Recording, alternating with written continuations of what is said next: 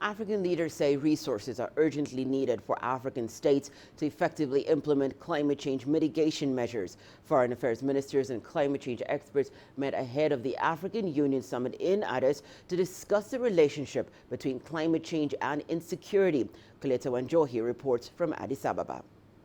Africa has recent experience of multiple extreme weather events, including cyclones, floods, and drought. The African Union says displacement, death, and food insecurity because of climate-related issues are of great concern. How, for instance, does Africa expect to be self-sufficient when our agriculture is being wiped away by droughts and floods, as well as climate-related pests, such as the fall armyworm, and now the locust swarms ravaging parts of the Horn of Africa? Delegates meeting at the African Union Commission say Africa needs approximately $7 to $15 billion annually from this year to close the financing gap on the continent. We also need to improve the financial mechanisms, whether they be actions in terms of addressing climate emergencies or in terms of financing climate-resilient agriculture and other investments in activities that will improve our adaptation and our ability to thrive.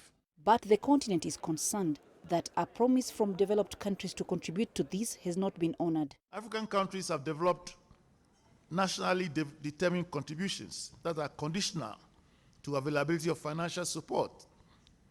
And yet, we are being told to raise ambitions.